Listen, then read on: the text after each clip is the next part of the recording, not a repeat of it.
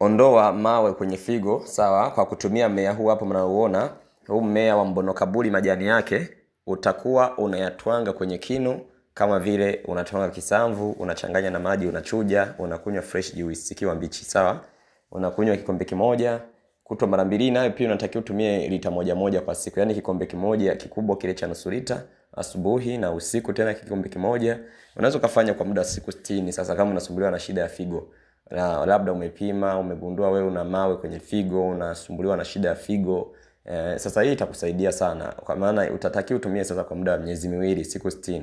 Kwa hiyo utakuwa unatumia kunywa maji yake asubuhi na jioni, asubuhi na jioni, inakuwa ni kawaida kwako mpaka siku 60.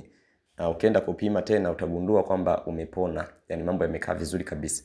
Lakini haya majani kwa wale wanaoogea kuondoa mikosi, balaa, nuksi, majanga, kuchukiwa na watu bila sababu za msingi, kugombana na watu bila sababu za msingi, kutokuaminiwa, kutokupata kazi, kimahusiano ya familia, yani mke hakupendi au mume hakutaki, ndugu zako, familia, wazazi, watoto wako hawakuelewi, yani hawakupendi, yani kiufupi unakuwa na mikosi ya kuchukiwa, basi utatumia kuogea haya majani ya mbonokaburi kwa kutwanga yakiwa mabichi. Unaogea kwenye maji ya baridi, unaoga kila siku asubuhi na jioni, asubuhi na jioni. Basi unaweza kufanya hivyo, itakusaidia sana kung'arisha nyota yako na kufanya uwe na nyota nzuri kabisa ya kupendwa na watu na kuheshimiwa na kuaminiwa pia na watu. Sawa, kwenye biashara, kujaza wateja. Kwa hiyo ni nzuri sana.